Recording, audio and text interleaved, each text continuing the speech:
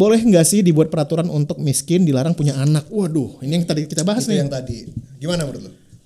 Menurut gua nggak bisa sih. Nggak Sulit bisa lah, ya. sulit lah. Cuman harus diakuin jangan anaknya terlalu banyak. Jangan melarang orang berkembang biak ya. Iya itu. Jadi Tidak bukan boleh. orangnya yang disuruh berhenti berkembang biak, tapi difasilitasi. Masalahnya yang diselesaikan. Betul. Kan karena fakir miskin dan anak-anak terlantar dipelihara oleh Mbak Imi Wong. Buenos Aires pasca mereka juara itu kayak nggak krisis ekonomi. Menurut gue itu tanda krisis ekonomi. Oh iya kah? Karena pengangguran. Iya juga ya. Ngapain lu tengah malam kumpul-kumpul di alun-alun puluhan ribu orang? Juga. Lu gak kerja besoknya? Harusnya nggak mutually eksklusif ya. Betul, Dua-dua dua-duanya. bisa jalan. Gitu. Apalagi setelah budget makan siangnya kan turunin jadi 7.500 nih. Harusnya masih bisa. Kan bisa tuh. 2 telur. Energen atau Proma.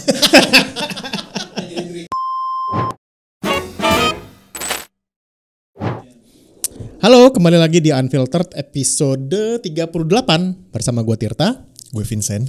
Nah, kita akan kembali membahas isu-isu ekonomi dan bisnis yang sempat ramai minggu lalu. Ramai. Dan nggak harus minggu lalu juga sih. Nggak harus. Itu lo mengulangi kesalahan yang Enggak sama. ya, jadi kita akan selalu ngebahas isu-isu ekonomi yang pernah kita bikin konten. Nah, itu lebih tepat ya. Betul. Tapi yang nggak pernah kita bahas. Oh iya. Nah, kemarin Chen. Sebelum. Oh iya, apa tuh? Subscribe YouTube-nya. Iya. Likes, komen. Ini kalau misalnya views-nya masih jelek ya, kayaknya cuma 2-3 episode lagi gue udahan deh. Udahan. Gue akan ganti sama Deddy Corbuzier. Jadi buat kalian yang belum subscribe aja biar kelihatan gitu kita progresnya seperti apa ya. Nah, Chen, kemarin gue ngebaca sesuatu yang rada kontroversial sih menurut gue. Aduh. Dan kayaknya cocok untuk kita bahas di episode ini gitu. Ada komen di salah satu postingan kita bilang bahwa orang miskin sebaiknya tidak punya anak. Keras ya, itu keras sekali sih. Menurut lu gimana? Gue lempar ke lu aja. Buang body biasa. Enggak, itu jadi ada di konten kita yang judulnya Poverty Penalty. Iya. Poverty Penalty. Jadi kita lagi ngegambarin sebuah kondisi di mana masyarakat miskin atau istilahnya bottom of the pyramid gitu ya. Iya. Dari piramid, nah itu masyarakat yang di bawahnya sini itu biasanya mereka mengalami atau dihukum lagi dengan kondisi-kondisi mereka itu. Bahkan setelah mereka mengalami kesulitan finansial, ya kan? Contohnya misalnya kalau orang mau beli handphone, kita punya cicilan kartu kredit yang bisa 0%. Gitu. Mereka karena nggak punya akses ke bank, jadi harus bayar tunai atau mau pinjam duit larinya ke rentenir. Atau pakai pay later yang ada bunganya, benar nggak? Bunganya lebih mahal, benar. Itu salah satunya. Terus yang kedua contohnya misalnya kalau nah ini yang paling sering kita temui nih, misalnya kalau mereka itu kan karena uangnya terbatas ya, mau beli kebutuhan barang-barang kayak sampo, sabun gitu, jadi beli yang kecil-kecil karena di warung, lebih murah, sasetan. Nah itu harga per mililiternya sebenarnya lebih mahal ya, lebih mahal daripada yang botolan. Yang paling contoh yang paling sering gue lihat juga kredit ke bank sih biasanya. Kredit ke bank. Buat orang-orang yang punya orang kaya gitu ya, yang punya track record kredit spending atau kredit history yang bagus, mereka bisa dapat bunga yang lebih rendah. Betul. Sementara orang-orang yang miskin yang nggak punya history kredit yang bagus, mereka pasti risikonya lebih tinggi kan. Betul. Dan kena bunga yang lebih tinggi juga. Betul. Dan bukan cuma di dalam ekonomi aja ya, kayak misalnya ada masyarakat mungkin yang di pelosok, dia belum punya akses listrik. Terus harga BBM mahal, jadi dia masaknya masih pakai areng tuh. Masih pakai kayu, kayu bakar. Nah itu kan mereka menghirup kayu bakarnya, sehingga kesehatannya jadi terganggu. Jadi sebenarnya the poverty penalty ini nggak semerta-merta cuman dalam unit economics ya. Enggak. Dari sisi kesehatan juga bisa masuk. Dari sisi gitu. kesehatan juga masuk. Dan contoh lain yang kita gunakan di konten kita itu adalah misalnya pedagang kecil gitu ya, lagi jualan gitu. Ada biaya-biaya tidak tertulis kan yang mereka harus tanggung, misalnya biaya ke ormas misalnya atau ada? Nggak ada sih. Nggak ada. Nggak Itu ada. kan di sana ya. Di sana lah. Indonesia Nggak ada. Indonesia aman. Tanpa pungli. Jadi istilah ini sebenarnya muncul di buku The Fortune at the Bottom of the Pyramid oleh C.K. Prahalat tahun 2005 gitu Chen. Nah sebenarnya kondisi ini mengkhawatirkan juga sih di Indonesia karena kan kita bisa ngelihat jumlah masyarakat miskin di Indonesia itu masih gede ya. Betul. Dan angkanya itu mengukurnya gimana sih Chen menurut lu? Jadi ini sebenarnya kita perlu kasih kredit juga ke pemerintahan ya, baik pemerintahannya Pak SBY, pemerintahannya Pak Jokowi, karena dalam masanya mereka itu berhasil menurunkan angka kemiskinan. Menurunkan angka kemiskinan atau standar kemiskinan yang diubah? Iya. Tapi ayo kita percaya pemerintah aja dulu di topik kali ini ya, gitu ya. Gimana ada yang mau nonton ini? Ya, jadi ya betul dari zamannya. Jadi awal ketika Pak SBY itu menjabat, angka kemiskinan kita itu di angka 13%. 13,3%. Nah, itu artinya 13% dari total penduduk Indonesia itu berada di garis kemiskinan. Garis kemiskinan. Nah, garis kemiskinan itu berapa? Data terakhir sih katanya yang penghasilan bulanannya itu di bawah 500.000. Jadi kecil banget gitu. Ya. Nah, kredit tuh Pak SBY di akhir masa periodenya dia berhasil menurunkan ke angka 11%. 11%. Nah, Pak Jokowi juga actually on the right track gitu waktu itu. Jadi sempat turun ke angka 9% tapi dihantam sama pandemi Covid. Betul, naik ke 10%, sekarang turun lagi ke 9% gitu ya karena ada inflasi. Nah, ini yang sebenarnya patut diacungi jempol juga sebenarnya kan gitu karena pemerintah perlahan-lahan menurunkan angka kemiskinan. Iya, gitu. Tapi menurut gua di sisi lain kita harus mereview kembali sih. Mereview garis kemiskinan itu di level apa seperti itu. Kalau akan agak aneh kalau garis itu tetap misalnya angkanya tadi di bawah 500.000 gitu ya sebulan ya kan. Pasti tiap tahun harus naik. Betul, tiap tahun naik, betul. Ya kan, harusnya seperti itu. Nah, ada elasticity, ada matrix ya untuk mengukur poverty penalty ini. Iya, karena bentar kopi jago dulu. Kopi jago jangan lupa kita citrus cold brew ini terbaik. Okay. Jadi terbaik. Terus? Jadi katanya ada kecenderungan kalau misalnya orang tuanya miskin, anaknya akan miskin lagi, cucunya akan miskin lagi. Iya, benar. Tentu saja bukan itu yang terjadi sama Pak Dahlan Iskan ya. Itu pengecualian gitu. Pak Khairul Tanjung ya, anak singkong ya. Singkong itu beda, tapi itu case by case saja, jarang iya. ditemui. Nah, ada namanya intergenerational elasticity index gitu ya. Jadi ibaratnya mengukur seberapa besar dependensi generasi bawahnya terhadap kondisi orang tuanya sekarang. Jadi seberapa, kalau dengan kata lain ya dengan goblok-goblokan, seberapa besar kemungkinan kemiskinan itu diturunkan? Betul, ya kan? Betul. Ya kan jadi, gitu ya, bacanya ya? Ya betul. Jadi kalau misalnya dependensinya besar, kalau orang tuanya miskin, kemungkinan anaknya miskin lagi.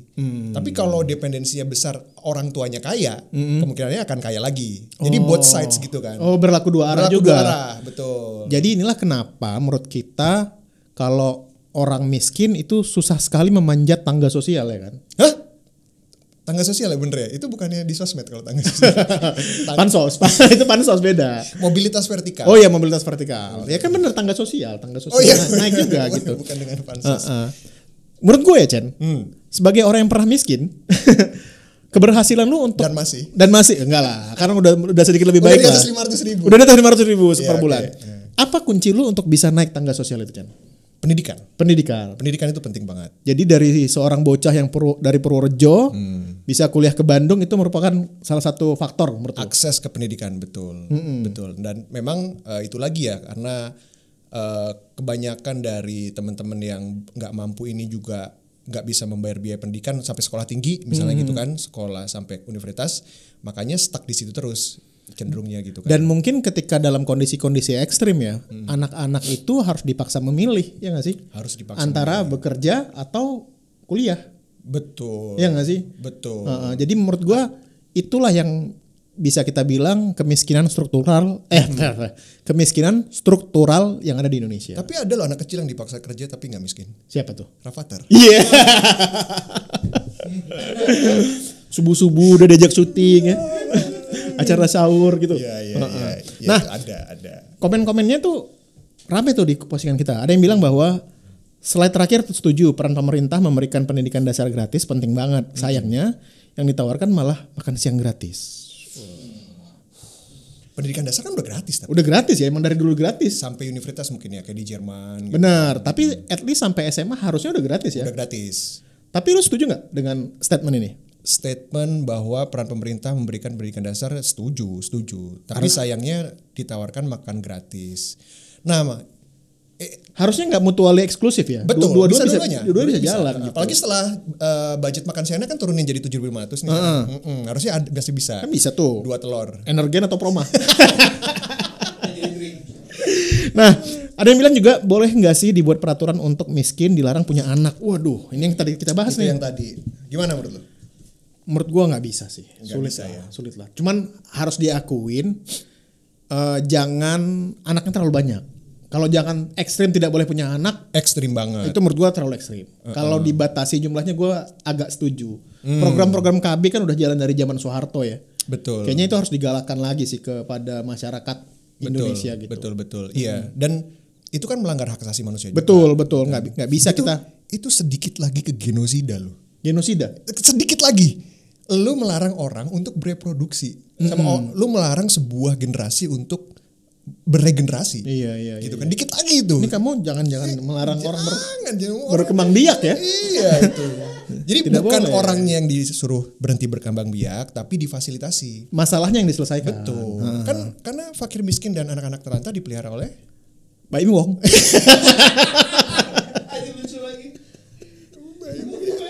Iya dong. Gak salah. Iya kan? Bener, Ya gak kan? salah. Lu nggak lihat konten-konten Mbak Imi Wong lu. Kasih sedekah, kasih duit. Betul. Nah, terus lucu ya, cepet ya untuk gue. Ada yang bilang belanja bumbu dan bahan pangan pun kalau belinya dalam skala kecil jatuhnya jauh lebih mahal gitu. Cobain deh belanja sayur dan bumbu harian sama mingguan. Harian beli tukang sayur, mingguan beli di pasar langsung. Nah ini kita yang contoh shampoo tadi ya, ini sama juga gitu. Betul. Nah terus ada juga yang bilang sebenarnya kan di postingan kita itu ngebahas harusnya solusinya adalah salah satunya dengan mengelola keuangan dengan baik, memanage uang dengan baik. Terus ada komen juga Nggak setuju mereka. nggak setuju. Gimana caranya bisa manage keuangan dengan baik tapi nggak ada yang di manage gitu kan? Karena bagian paling sulit dari mengelola keuangan adalah mencari uangnya. Betul, itu betul satu hal. Tapi tidak sepenuhnya betul menurut gua. Gimana? Karena di Indonesia ini dari dulu udah nemu solusinya. Apa tuh? Masyarakat kita itu kan seneng banget kumpul-kumpul. Iya. Ya kan kekeluargaannya erat banget gitu ya. Makan nggak makan asal Makan nggak kumpul. makan asal kumpul. Nah di situ juga tercipta budaya untuk saling chip in membantu gitu loh. Ada budaya untuk misalnya arisan misalnya. Iya, Budaya iya. arisan ya kan budaya untuk Kayaknya nggak ada selain di Indonesia ya. di Indonesia nggak ada, nggak populer. Iya, gitu. iya. Gitu. Jadi itu sebenarnya cash flow management kan. Benar. Kalau misalnya sendirian, lu nggak sanggup nih biayain anak sekolah. Tapi kalau tiba-tiba dapat giliran arisan, bisa akhirnya buat beli sepatu. Gitu. Make sense. Menarik itu. Jadi tidak sepenuhnya benar lah. Iya. Nah, itulah jadi menurut gue emang kembali lagi ke isu pertama tadi, jangan orang miskin yang dilarang-larang. Jangan. Masalahnya yang harus diselesaikan. Betul. Sepakat. Nah, ngomong-ngomong tentang orang miskin, kita Iya. pindah ke kutub yang paling ekstrim. Yaitu ngomongin orang kaya nih, Cen. Nah, ini ada minggu lalu kan Euro tuh. Ya. Di tengah-tengah konferensi persnya Euro, itu si Mbappe malah ngomongin pemilu. Kenapa coba? Menyuarakan apa ya? Buzzer dia buzzer. Jangan dia buzzer. Tapi apa yang dikumandangkan buat dia itu untuk kepentingan orang Prancis katanya. Gitu. Jadi belum sempat jadi buzzer tuh dia. Belum buzzer. Buzzer RP enggak, dia enggak masuk ya. Belum, betul. Kalau di kita kan kalau ada yang vokal dibeli langsung. Iya. Dibeliin makanan misalnya. Diajakin close the door. Iya. Nah, dia bilang kalau si Mbappe ini bilang, kalau yang nggak ngikutin ya, si Mbappe ini bilang kalau situasi politik negaranya dalam situasi katastrofik dan ngajak orang-orang buat vote supaya Prancis dipimpin oleh orang-orang yang tepat. Nah, ini karena ada satu partai yang namanya New Popular Front. Ini Iya. kalau dibaca mungkin New Popular Front. iya. Gitu nggak? NPF enggak sih? NPF. Enggak tahu juga sih gua bahasa Prancis. Benar. New Popular Front. Iya. Gitu ya. Nah, dia di putaran pertama ini dia unggul. Dia Putaran kedua unggul. Putaran kedua. Oh, yang pertama dia kalah, yang kedua dia unggul. Nah, sebenarnya kalau kita lihat NPF ini punya kebijakan-kebijakan kontroversi, Cen. Ya. Contohnya makan siang gratis. Bukan. Oh enggak ya, beda ya. Nah, dia bilang dia akan naikin upah minimum 14%, dia akan ngurangin usia pensiun dari awalnya 64 tahun jadi 60 tahun.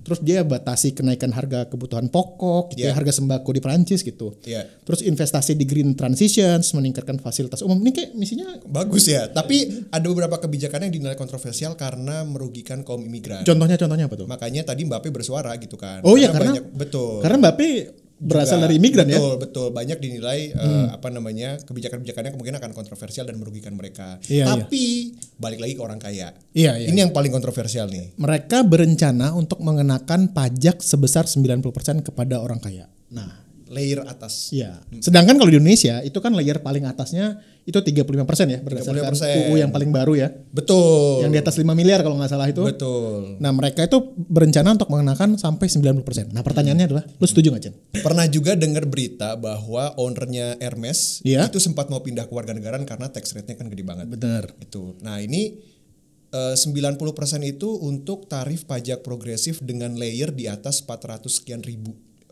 euro lah. Iya, gitu. iya. Berarti kan sekitar mungkin 7-6 miliar Iya, lah ya. iya. Di atas 7-6 miliar itu kena 90%. Sedangkan di Indonesia lebih dari 5 miliar itu kena 35%, kan jomplang banget gitu. Menurut gue mungkin terlalu ekstrim. Karena itu bisa, karena gini, sejelek-jeleknya kapitalisme gitu ya, berusaha untuk mendapatkan profit sebesar-besarnya, dia menggerakkan roda ekonomi juga. Kalau orang kaya itu nggak diinsentif dengan sesuatu yang lebih gitu ya, atau malah dikenain pajak paling gede, itu nanti nggak ada insentif untuk bisa muterin roda ekonomi lewat industri. Menurut gue ya. Gitu. Gue rada setuju juga karena gue pernah nonton salah satu dokumenter gitu YouTube. Dia keluarin satu statement yang menurut gue benar banget gitu. Dia bilang rich people do not suffer, they just move.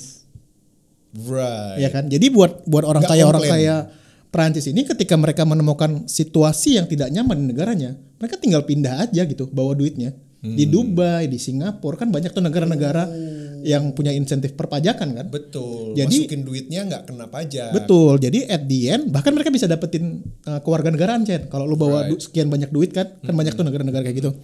Jadi at the end menurut gua kalau di kebijakan kayak gini diterapkan dan misalnya dicontoh orang Indonesia, orang-orang kaya itu tinggal pindah aja ke negara yang lebih kondusif buat mereka. Iya. At iya, the end iya. negaranya kekurangan likuiditas kan uangnya karena pada kabur. Betul. Karena pada dasarnya uang itu dalam sebuah ekonomi negara kan seperti darah kan. Kita berusaha menarik sebanyak-banyaknya biar berputar. Jadi inilah menurut gua nggak tahu apakah kebijakan si partai NPF ini cukup mikirnya ke sana atau supaya meraup suara masyarakat doang gitu. Karena ini kan terdengar sangat populis ya. Iya. Tapi gua nggak tahu nih gimana-gimananya.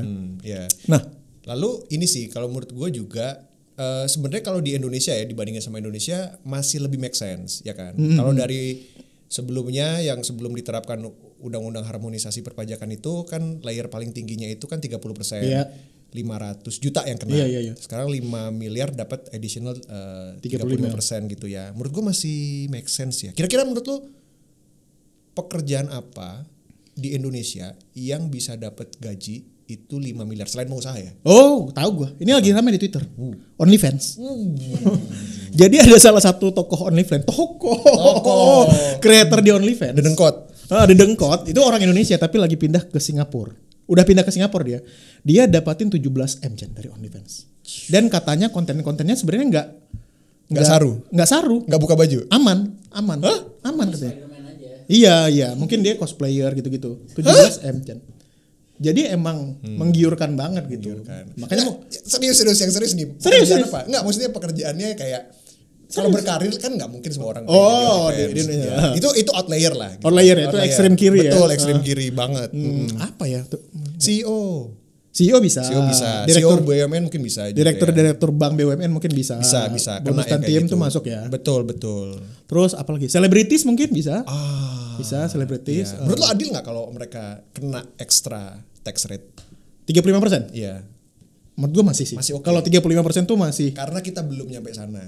Iya. Ketika nanti gue udah 5 miliar per bulan, wah tolak itu semua. Tidak mau saya. Demo kita. Demo saya. Memang. Jadi gitu ya. Nah, ini komen-komennya dibilang kalau di Indo pajak 90% dikenakan untuk kelas menengah dan miskin untuk dinikmati oleh orang titik. Enggak lah. Enggak nyampe 90%. Enggak nyampe 90%. Asbun. Siapa namanya? Ini Mira Litai. Enggak lah Mira. Orang miskin di Indonesia tuh enggak kena pajak. Enggak, kan di bawah 60 juta. Betul. Yang kena tuh kelas menengah banyaknya. Ya kan? Ya. Jadi kelas menengah yang secara proporsi ya. Betul.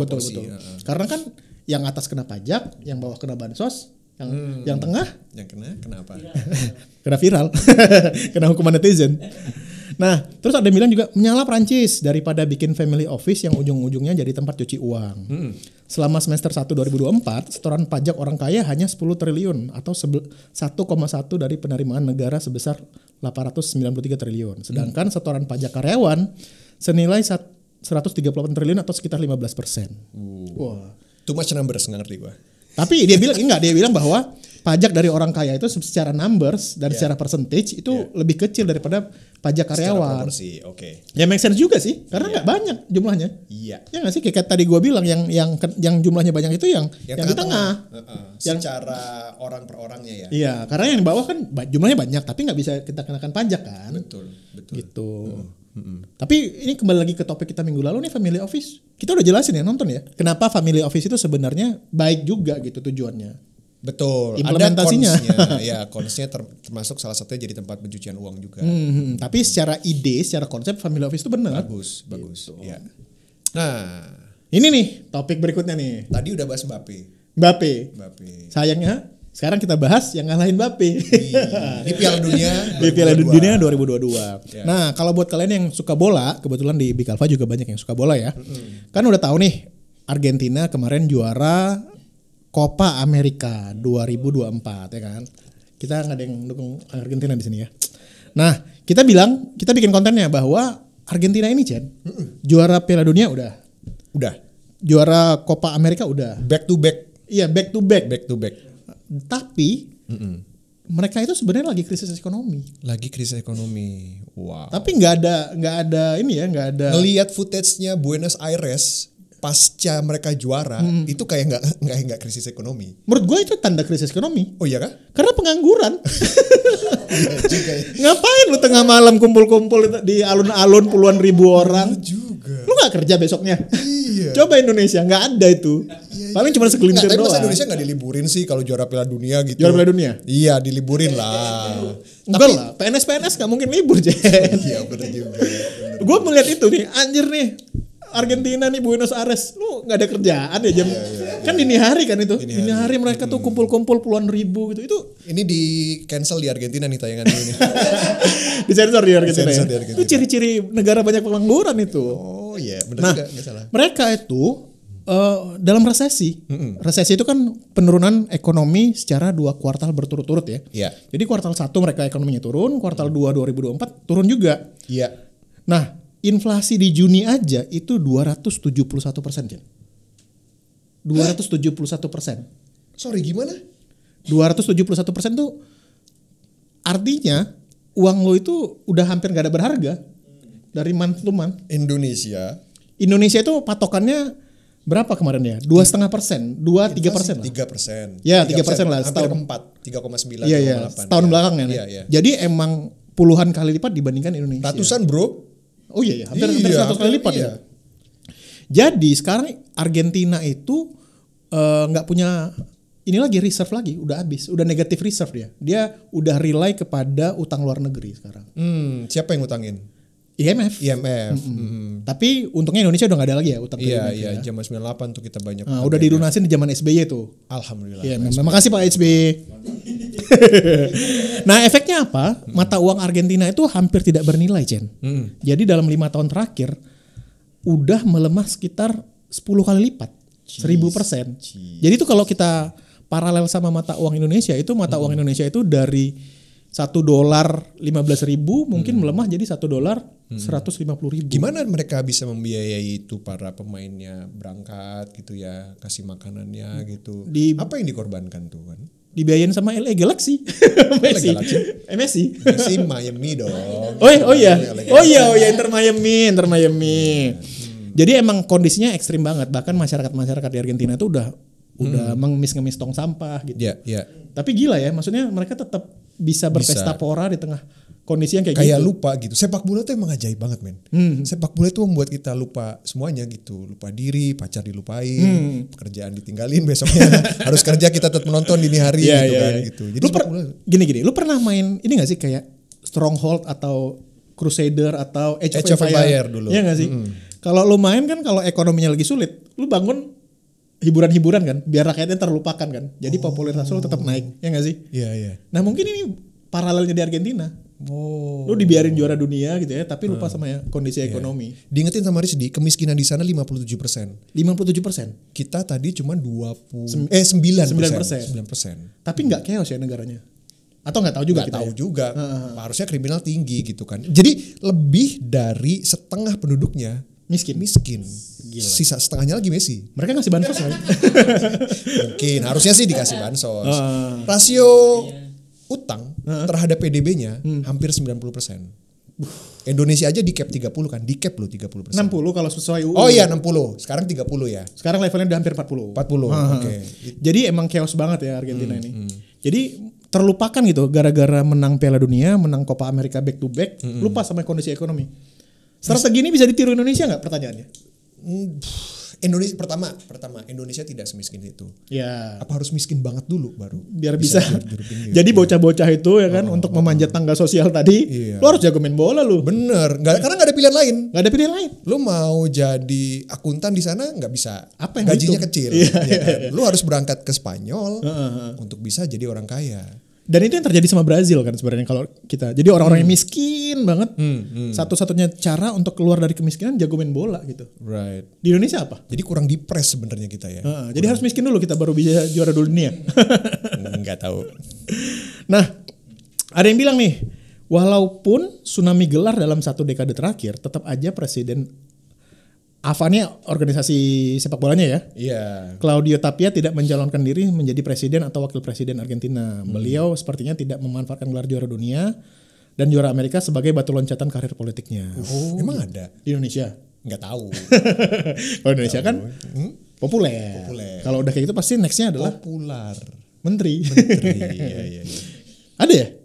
Nggak ada sih. Jadi mereka fokus di sepak bola ya. Betul, sepak bola aja, nggak ada double. Nah gitu. Argentina tuh katanya penyebabnya kalau kita tilik ke belakang Chen, itu kebanyakan subsidi Chen. Mensubsidi. Jadi mereka itu kebanyakan subsidi kepada listrik, energi, terus ada jaminan sosial juga gitu. Jadi tapi tidak diimbangi dengan penerimaan negara yang gede. Akhirnya untuk menutup itu mereka berutang. Iya.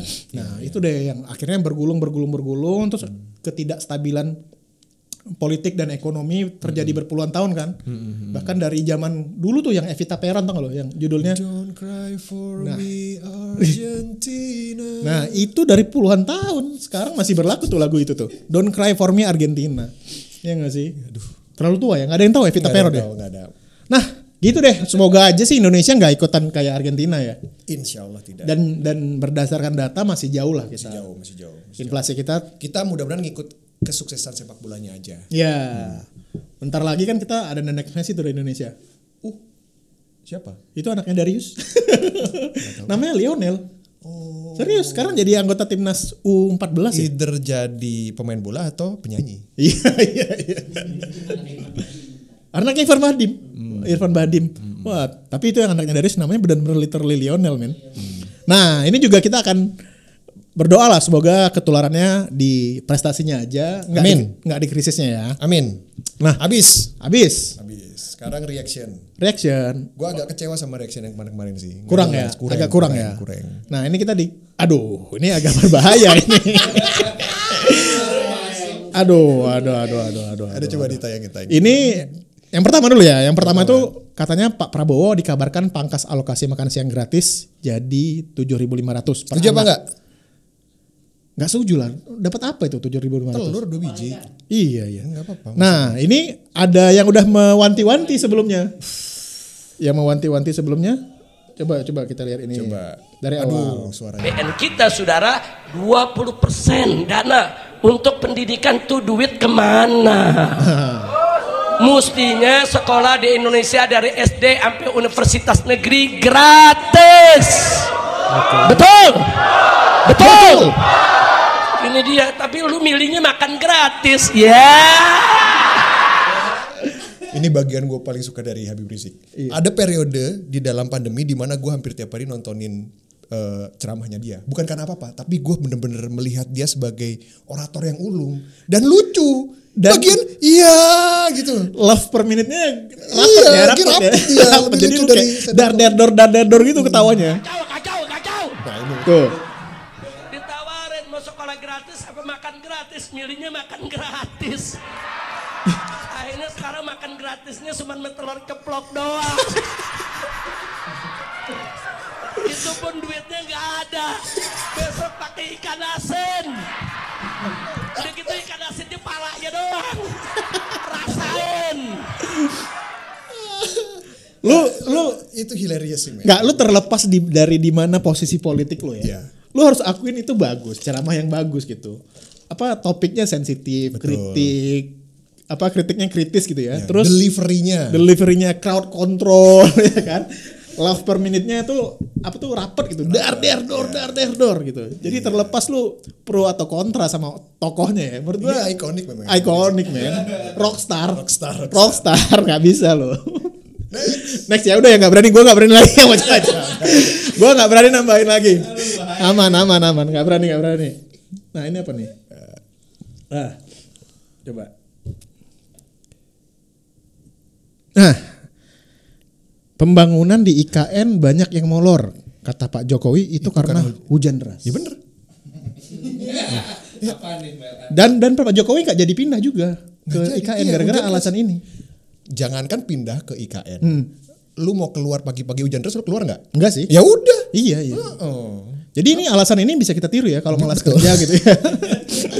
Karena hujan deras, Pak. Tolonglah. Pak Jokowi aja nggak jadi pindah gitu. Iya. Jadi nanti ditiru nih sama anak-anak nih. Ya awas lu. Gua suruh WFA lu. Postingan belum kelar karena hujan deras. Ya ini berita-berita IKN ini belakangan agak mengkhawatirkan sih, Cen, menurut gue. Karena kan yang digadang-gadangkan akan selesai ketika 17 Agustus ya buat upacara di sana. Sekarang kayaknya makin jauh nih. Pak Jokowi nggak jadi pindah, padahal tinggal sebulan lagi gitu. Dan katanya progres itu cuma 15% ya sekarang ya. Overall ya, gue nggak tahu, gue nggak pernah ke sana gitu. Menurut lu gimana? Ya udahlah. Capek ya. Tapi secara konsep lu setuju nggak kalau ibu kota tuh pindah dari Jakarta? Secara ide gue setuju dengan pemerataan. Ide utamanya itu. Gue setuju dengan ide pemerataan. Apakah IKN ini menyelesaikan pemerataan, itu yang masih question mark. Gitu. Tapi secara ide gue support kalau ada inisiatif yang fungsinya itu memeratakan kesejahteraan gitu aja. Iya. Karena kan harus diakui ya. Gue tuh pro sebenarnya. Gue pro ibu kota tuh pindah. Karena harus diakui Jakarta itu bebannya udah terlalu besar. Lu pernah gak sih satu kali hujan deras di Jakarta tuh kota lumpuh? Oh iya. Macet total lah, lu kebelit kencing di tengah jalan segala macam, banjir. Betul. Belum lagi ada ancaman-ancaman keamanan ya kan. Itu tuh pemerintahan segala kegiatan tuh lumpuh di Jakarta. Iya, makanya mau Heru Budi, mau Ahok, mau Anies udah nggak bisa diselamatkan. Jadi udah saatnya bebannya tuh dibagi. Makanya nanti saran gue next debat Pilgub nggak usah lah, tuh ada macet-macetan, udah terima aja. Iya udah. Di Jakarta mah udah macet aja. Udah pasti banjir tuh udah banjir. Yang menyelesaikan macet tuh cuma Lebaran. Betul. Ya. Jadi Lebaran aja tiap bulan. Lebaran aja solusinya. Lebaran dibanyakin. Vote kami berdua. Nah gitu ya. Jadi emang udah saatnya sih ibu kota pindah. Tapi kembali lagi sama kayak lu, apakah IKN jawabannya? Nah itu yang menjadi tanya-tanya buat gua. Ya. Nah gitu ya. Jadi kalian gimana? Setuju nggak kalau ibu kota pindah? Terus gimana? Kalian udah ada yang pernah ke IKN belum? Kita tuh belum ada yang pernah ke IKN ya sayangnya. Mau sekarang habis. Tolong dong diundang dong Bikalva ke IKN gitu. Kita bikin konten di sana. Iya. Di tengah-tengah hujan deras itu. Syuting ini di sini ya. Iya. Iya. Masih iya. Terus yang orang-orang kesana tinggalnya di mana? Di tenda. Kan rumahnya Pak Basuki kelihatan tuh bagus. Itu rumah menteri itu kan udah selesai. Iya. Tinggal di rumahnya Pak Basuki aja gede. Gak bisa di Airbnb ya. Jadi udah gitu aja dari kita. Kita akan ketemu lagi di episode Unbelted berikutnya. Insya Allah kalau ada umur. Bye. Kalau nggak digrebek. Ngomongin tadi. Bye bye.